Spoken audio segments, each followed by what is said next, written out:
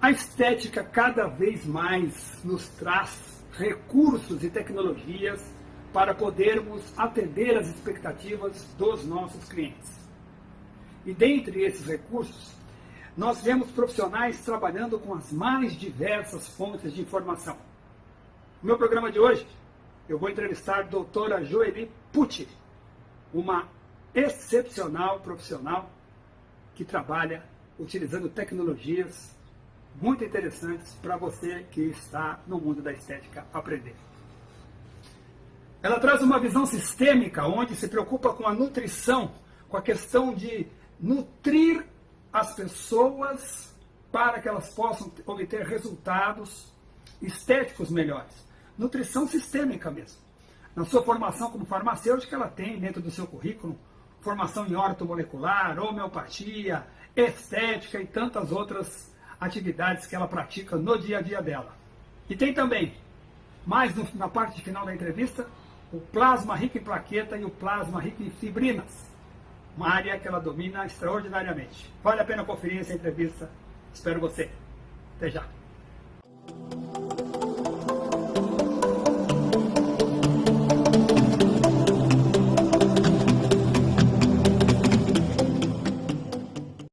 Olá, meus queridos amigos. Estamos aqui para mais um programa Estética com Responsabilidade. Hoje trazendo uma convidada muito especial, querida minha, companheira de trabalho, uma pessoa que tem já uma história muito interessante na estética, que é a doutora Joeli Pucci. Tudo bem, Joeli? Tudo bem. Como muito vai obrigada você? pelo convite, viu, de estar participando do seu programa de Estética com Responsabilidade. É muito honroso estar aqui, viu? A honra é toda minha, você sabe disso, e eu acompanho o seu trabalho já há muito tempo. Doutora Joeli, eu sei que você é dotada de muito conhecimento em algumas áreas, em todas as áreas da estética, mas tem algumas áreas que você domina mais especificamente. Já fizemos até live sobre isso, né, que é o plasma rico em plaqueta. A gente pode falar bastante disso hoje, mas hoje eu queria entender um pouco como a profissional, a doutora Joeli, trabalha, como ela pensa na estética. Então, hoje eu queria fazer algumas perguntinhas e discutir algumas questões básicas para entender como que você pensa na estética, de que maneira que você fala. A gente sabe que a estética, um dos grandes desafios que a gente tem, principalmente na harmonização facial, é a flacidez da face, né? Ocorre uma perda natural de colágeno com o passar do tempo, a gente sabe que tem fatores genéticos, tem fatores ambientais, enfim.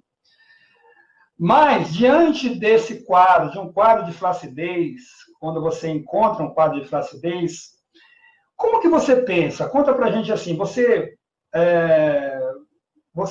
avalia a pessoa pensando numa reposição rápida desse problema? Como é que você pensa? O que se faz primeiro? Conta pra gente. Vamos lá. Então, primeiramente, eu tenho uma abordagem sistêmica.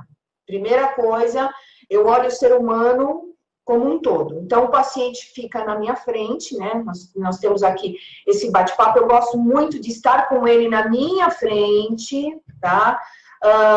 E aí, realmente, eu vou primeiramente olhando a questão alimentar dessa pessoa. Então, como eu tenho a formação em nutrição funcional, nutrição clínica, eu consigo entender o mapa alimentar dessa pessoa, desde a hora que ela acorda, a hora que ela vai dormir, tudo que ela vai consumindo, e já vou fazendo a minha anotação, porque a gente tem a primícia de trabalhar com alimentos anti-inflamatórios. Eu aplico muito isso nos pacientes, que é a questão da dieta anti-inflamatória, porque eu já estou pensando na glicação, eu já estou pensando no colágeno, eu já estou pensando em radicais livres, em tudo isso que você sabe que vai nos envelhecendo, né? Então, ela me traz uma situação, eu já vou anotando, já vou fazendo as correções pertinentes. Primeira etapa, e conscientizo-a sobre isso. Aí eu aplico muito a questão da medicina ortomolecular. Então, eu tenho essa formação em nutrição ortomolecular.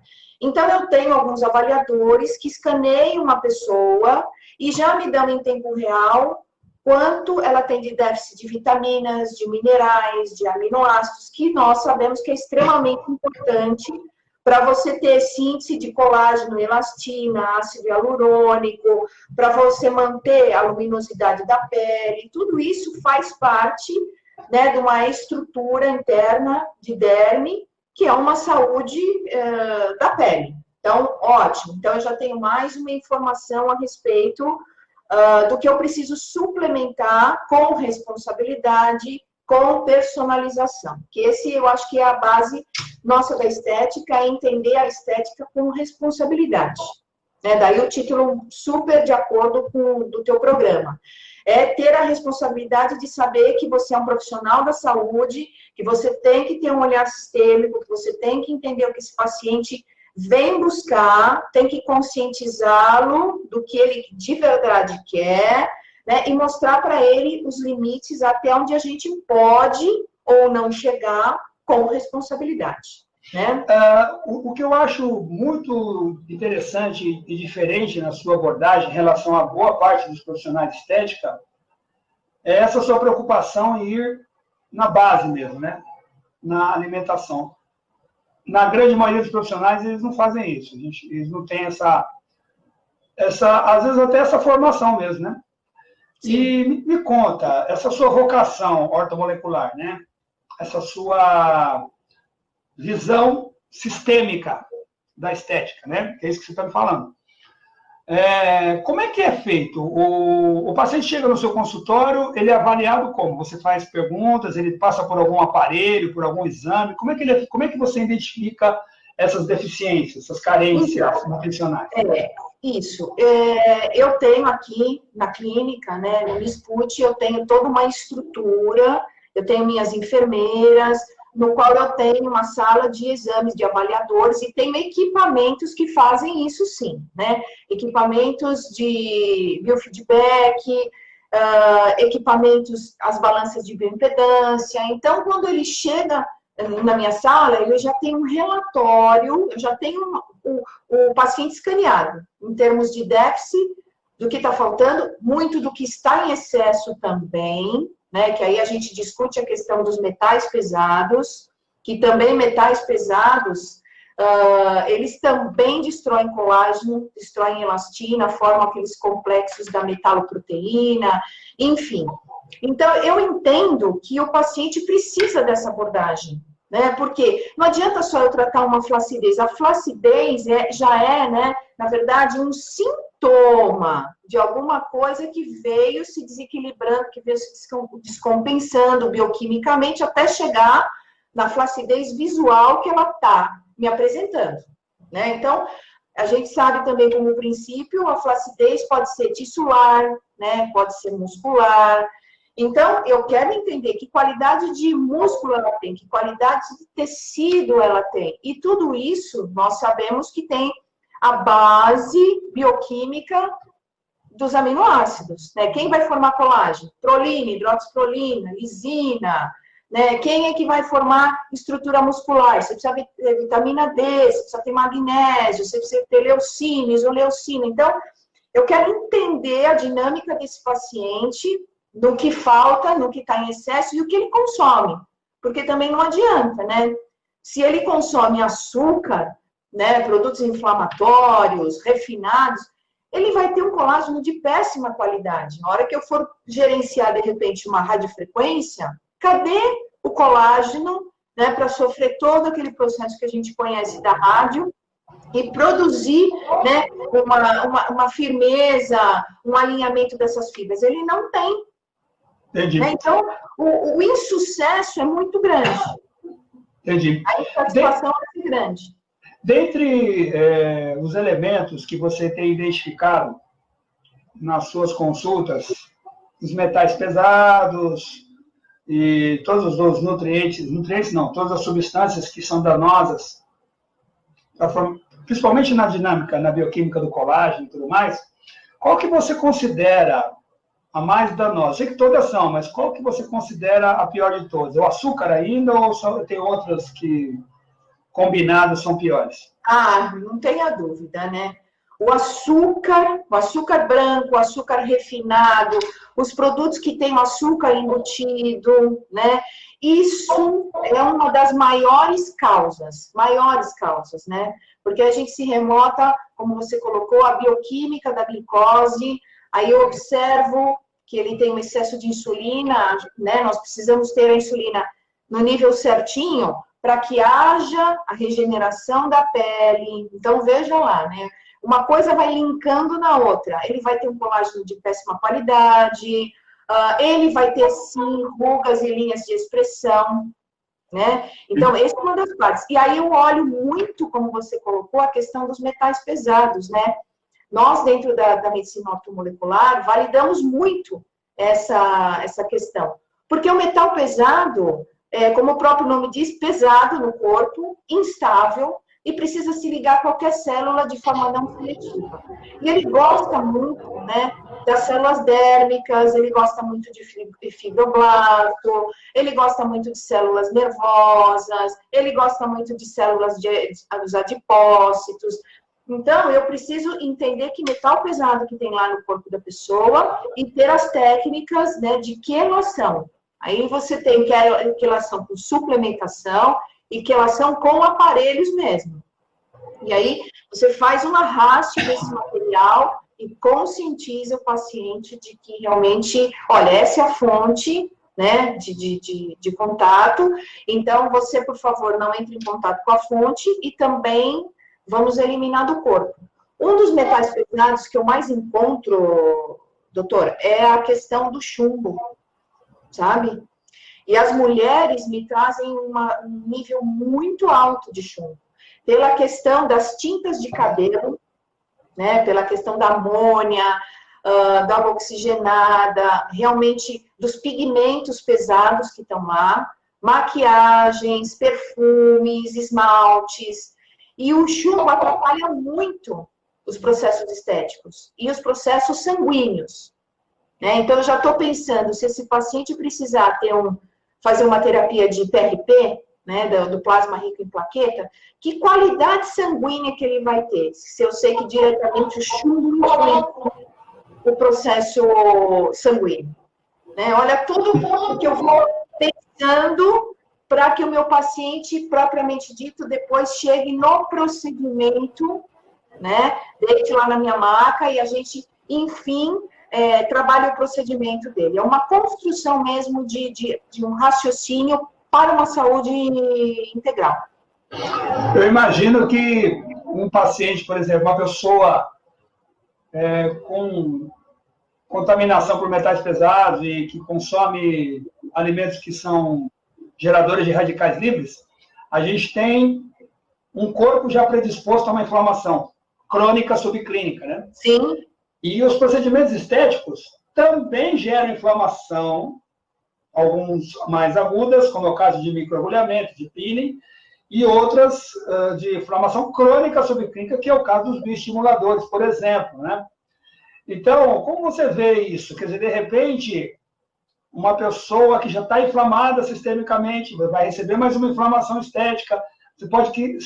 Podemos entender que isso pode dar um conflito, ou seja, a pessoa que não está bem nutrida, ela pode ter menos resultado estético? É o que você acha? Não tenha dúvida. Excelente pergunta. Vai ter uma queda, sim, nos resultados esperados.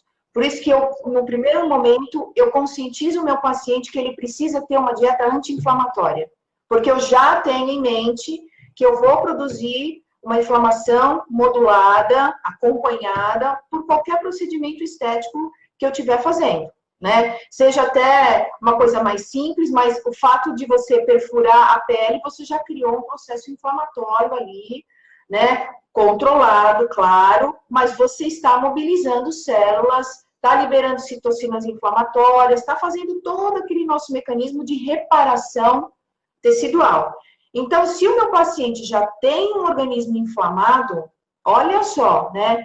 Eu tenho um déficit muito grande de resultado. Eu preciso estar com esse organismo bem equilibrado para que eu tenha um grande êxito estético. E olha, vou te falar, né, com todos esses anos de trabalho, né, academicamente eu sou farmacêutica, faz 25 anos. né? Mas na estética eu já estou pelo menos há uns 10 anos com essa visão. E os pacientes que não aderem à dieta anti-inflamatória ou acabam não querendo se gerenciar dessa forma, eu os conscientizo que nós teremos determinado resultado.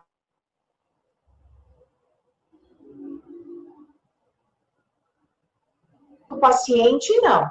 Aquele que é muito grande do procedimento e automaticamente com isso ele fica mais satisfeito, ele fica mais alegre, e aí a gente mexeu na autoestima da pessoa, né? Vamos lá, agora então vamos lá. Uma vez resolvida essa questão, agora o paciente chegou e você vai fazer uma ação estética nele. Quais são os seus caminhos preferidos? Microagulhamento, peeling, conta para nós. Bioestimulador, toxina botulínica, mexedor, PRP. Primeiramente, gente, é fazer o prontuário, né? Depois de todo esse bate-papo, nós vamos fazer o prontuário dele, nós vamos fotografá-lo, isso é muito importante, né? Que muitas vezes os profissionais da estética, no começo, eles até fotografam, depois entra naquele ritmo, e eu fotografo depois, eu pego depois, esquece de preencher prontuário, esquece de perguntar coisas extremamente importantes, porque o paciente não te conta, né? Ele não te conta alguns detalhes. E somos nós que temos que ter aquela habilidade de perguntar, e perguntar, e perguntar. Feito isso, aí realmente eu faço a minha avaliação, né? O que a pessoa vem buscar, e o que eu teria de recursos propriamente estéticos para poder auxiliar.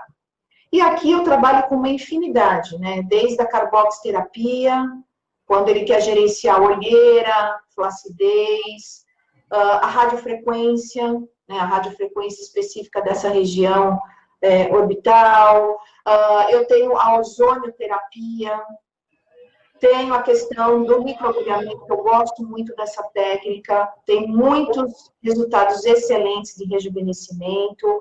E eu sempre associo a questão muito do plasma rico em plaquetas, porque isso, gente, é uma coisa fenomenal, né? O plasma rico em plaquetas, você pode ativá-lo com a luz, com a fototerapia, você pode ativá-lo com a ozonioterapia, e os resultados, assim, são surpreendentes, né?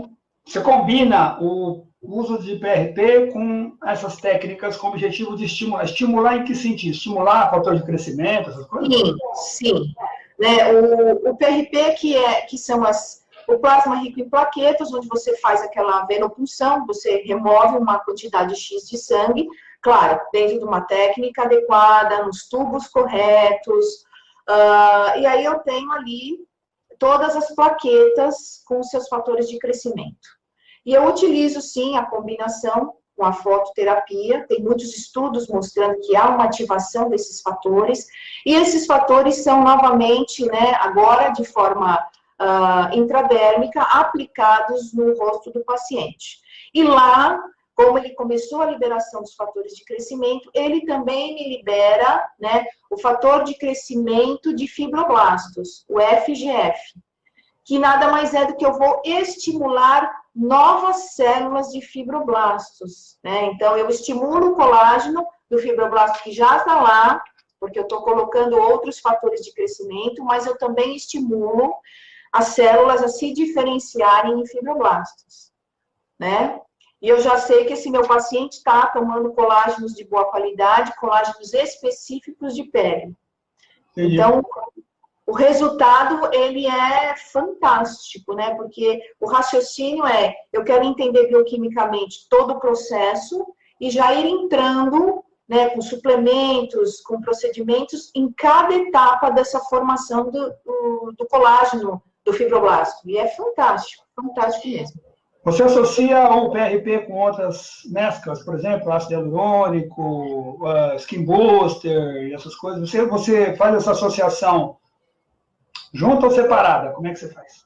Bom, eu faço associações, sim, dependendo do caso, né? Daquilo que o meu paciente... Não é sempre, mas, de repente, o meu paciente também está lá com a pele desidratada E eu associo, sim, com ácido hialurônico, né? O ácido hialurônico que tem uma reticulação bem tranquila, porque não é a característica, eu não estou fazendo um preenchimento, eu estou fazendo um skin booster, né? Estou dando uma hidratada.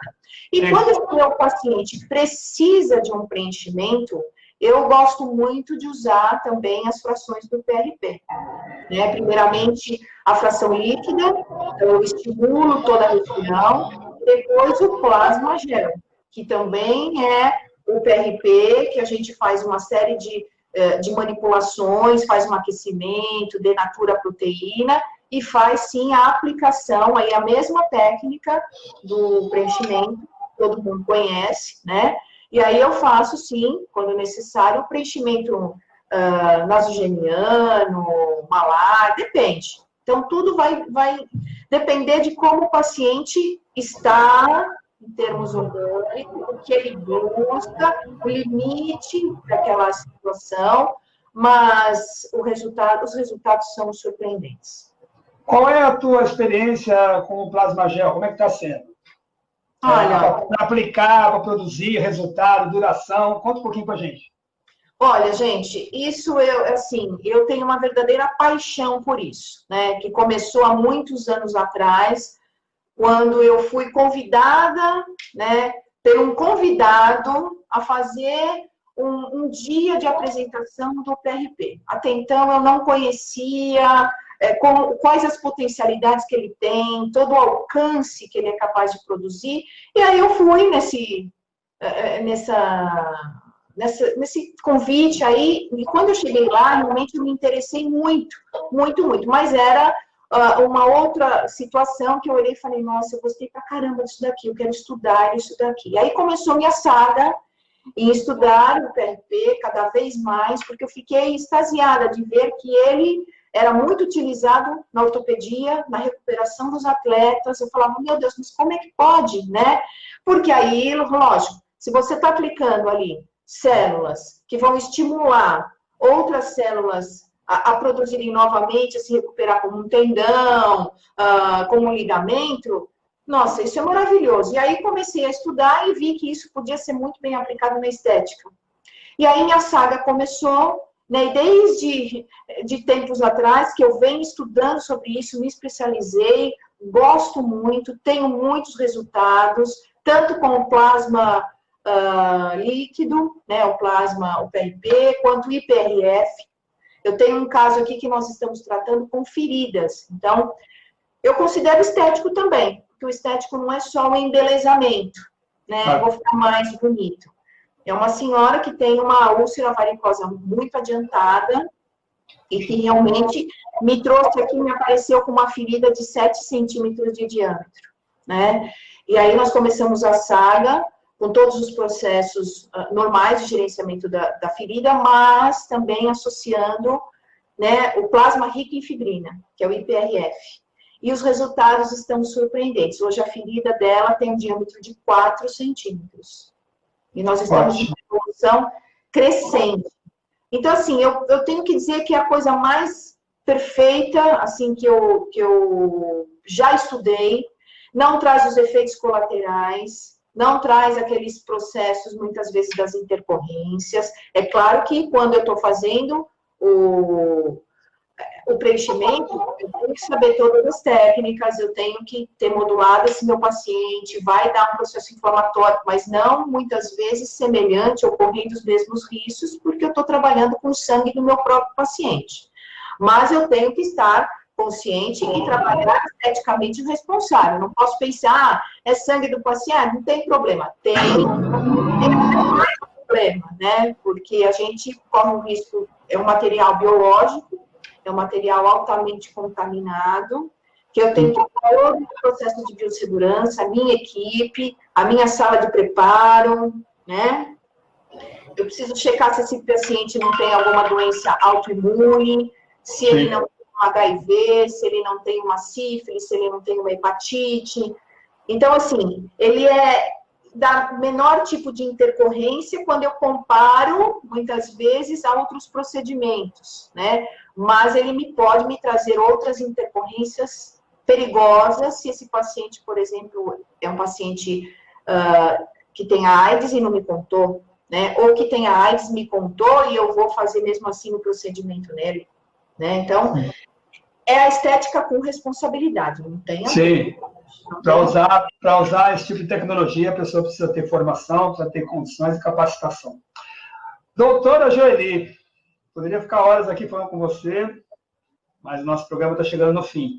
Fica aqui já o convite para a gente fazer um programa só sobre plasma rico em plaqueta, rico em fibrina. Se você puder trazer casos clínicos para a gente mostrar aqui também, acho que seria legal, né? Eu tenho muito material, gente. Será um prazer compartilhar essas informações com os profissionais de estética, porque, gente, eu acho que realmente conhecimento nunca é demais, né? E se trabalhar de uma maneira a criar esse trabalho em equipe, para se ganhe cada vez mais a força e a utilidade que a estética tem como uma saúde funcional para todos, para todos. Deixa um recado para os profissionais que estão entrando agora na área de estética, nossos colegas que estão se pós-graduando, aqueles colegas dentistas que estão entrando também, e aqueles que já estão na área também, que de repente precisam de um pouco de conscientização. Deixa um recadinho e suas considerações finais.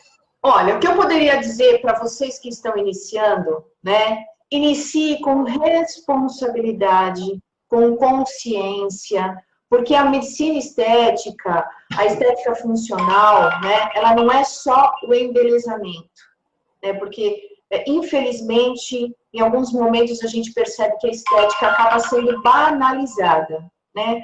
Acaba realmente soltando muitos profissionais, o pessoal... eu vou fazer estética porque estética dá dinheiro. É um ramo promissor? Muito promissor. Mas você tem que ter consciência, você tem que ter capacitação, habilidade. É uma das coisas que eu tenho muito, o Dr. Wagner também tem essa percepção, que nós precisamos saber de anatomia, fisiologia, não é só eu quero saber o procedimento. Não. Então, estudem, recorram a bons livros, a bons professores, a pessoas que já têm experiência com aquilo, para que realmente você pergunte a elas, né? Qual foi o teu desafio? Aonde deu errado? Aonde deu certo? Correto? Porque informação, pessoal, não falta, né? O que falta muitas vezes que nós percebemos é dedicação, foco e determinação. Mas, se você está nesse ramo, se você abraçou esse ramo, realmente, abrace com amor, seja profissional e se capacite cada vez mais, para você poder fazer a diferença na vida de todas aquelas pessoas que vierem te buscar. Quem quiser conversar com a doutora Joeli Pucci, como é que faz? Tem Instagram? Tenho, eu vou deixar para você. Deixa eu ver se eu consigo colocar. Eu vou colocar na descrição também, mas é bom se quiser falar, fica à vontade. Olha aqui. Já tá. Tá aí o Instagram, né, @JoeliPucci. Eu tenho muitas publicações lá também. Tem aqui, gente, também o site da Clínica de Estética, minha Clínica de Estética Funcional, tem toda essa abordagem que eu conversei com vocês, está aqui, que é o miscute.com.br. E o nosso telefone, que também é o telefone aqui da clínica, que você pode vir nos visitar, que você pode ser nosso parceiro, pode ser nosso aluno, enfim, tá aí o nosso telefone, tá bom? Muito obrigado por ter aceito o nosso convite. Até o próximo bate-papo nosso, que com certeza será breve. Obrigado, doutora. Obrigado mesmo. Eu que agradeço, muito gratidão por estar participando desse seu programa, que realmente você, com todos os seus talentos, sua competência, muito gostoso sempre estar na sua presença, na presença dos seus alunos, levando informação boa, né, de confiança, para que realmente todo mundo que assista se sinta motivado, se sinta feliz a seguir esse caminho tão bacana que é uma estética com responsabilidade e consciência. Tá bom? Obrigado. Beijo a todos. Até mais. Tchau, gente.